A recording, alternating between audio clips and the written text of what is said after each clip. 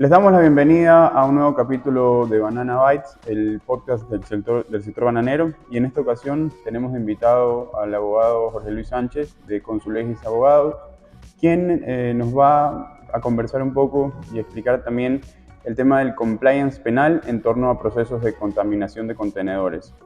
Un tema que actualmente, ante el incremento del narcotráfico y la inseguridad, es de mucho interés para los exportadores de bananos y que tiene un riesgo de que sus representantes y empleados estén inmiscuidos en investigaciones penales. Así que bienvenido, abogado. Le agradecemos por su tiempo y bueno, que nos comente un poquito en qué se basa este conjunto de procedimientos y normas.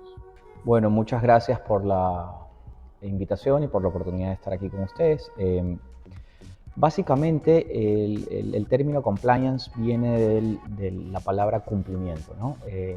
Necesariamente implica cumplir con las normas o procedimientos para aminorar la posibilidad de cometer ilícitos o infracciones, ¿no? Entonces, hoy en día el país está en una situación en donde el narcotráfico ha avanzado a pasos galopantes, la criminalidad organizada también, y muchas empresas se han convertido en víctimas de este incremento exagerado que se ha dado en torno al ilícito puntual del narcotráfico, el fenómeno del narcotráfico que impacta a todo el mundo, ¿no? Entonces, esto es importante que específicamente las empresas que se dedican al comercio internacional en los procesos de exportación conozcan, porque en gran número de ocasiones sus personeros, entendiéndose como tal desde la cabeza de la representación legal hasta sus dependientes que intervienen en la logística y el proceso de exportación, se ven expuestos a terminar siendo procesados e investigados en este tipo de ilícitos penales, lo cual es totalmente devastador, no solo porque implica poner en riesgo la libertad de estas personas, sino el daño reputacional que se ocasiona a la persona jurídica como tal.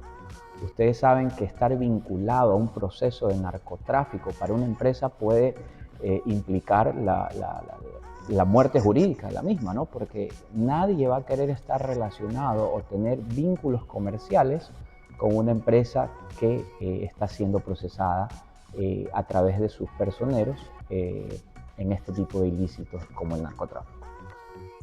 Una vez iniciado el procedimiento ante la Fiscalía General del Estado, se sabe que cada uno tiene un procedimiento distinto, investigativo, debido a lo relativo del fiscal que conozca la causa.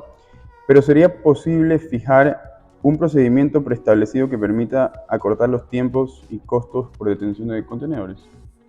Realmente no, no es complicado porque en materia penal la fiscalía y el juez competente para investigar estos ilícitos es el del lugar en el que se da la comisión del delito. Entonces, si tenemos un proceso de contaminación dentro de un puerto de alguna ciudad de aquí, de Guayaquil, de provincia de Guayas, la fiscalía competente va a ser la de Guayas. Y vamos a estar sujetos a los procesos y tiempos del procedimiento penal que dependiendo de si es que se descubre la contaminación en flagrancia o no, vamos a estar supeditados a 30 días de investigación si es flagrante, y el procedimiento ordinario de una instrucción fiscal dura 90 días. 30 días si es flagrancia y se puede prorrogar por 30 días más, 60 días más. Y aquí es muy importante esta pregunta porque los exportadores y en este sector de bananos se ven un poco por la premura de liberar la carga porque es un producto altamente perecible, el banano, ¿no? Entonces muchas veces los tiempos de la Administración de Justicia no van acordes a los tiempos de los exportadores y de sus clientes en los otros continentes. Y muchas veces no solo que terminan siendo implicados en estos procesos, sino que pierden la fruta.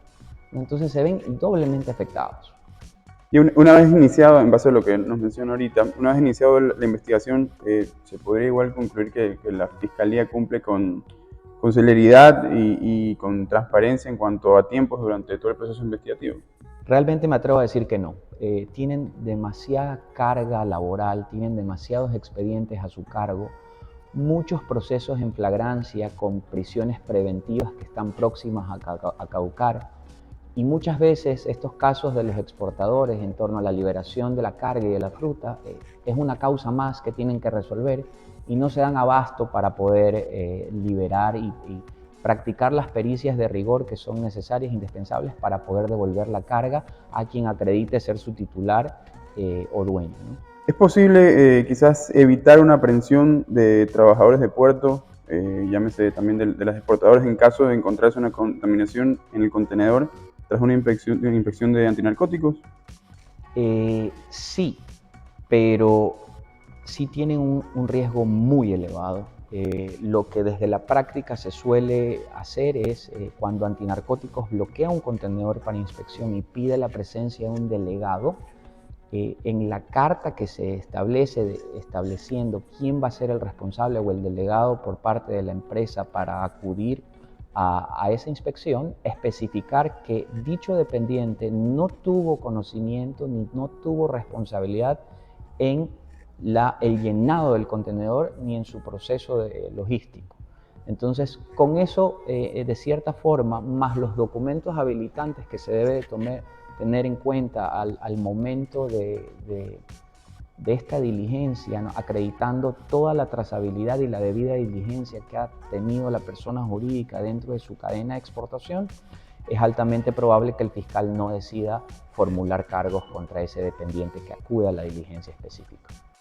En cuanto, luego de haber conversado de algunos de estos temas, ¿qué recomendaciones les darían a los exportadores para precautelar su seguridad, su mercancía en cuanto al tema de puertos desde que sale en la carga de contenedores y cómo deberían actuar ante esos supuestos?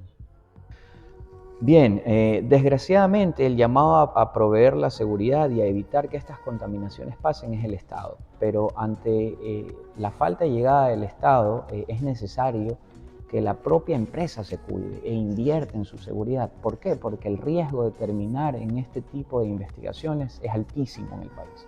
Entonces, una de las principales recomendaciones que se puede tener es, primero, un candado satelital, acreditar para poder solventar que el proceso de llenado del contenedor, de la carga de la fruta, una inspección previa con canes de ser posible, con empresas de seguridad acreditadas BASC, con un contrato de transporte serio, tener el contrato de transporte a la mano, acreditar la inspección, el llenado, para poder probar, dado el momento de que el contenedor, una vez que abandonó la hacienda, se fue limpio y libre de contaminación, un proceso de inspección de los sellos, porque muchas veces los clonan antes de entrar al puerto y a veces dentro del puerto.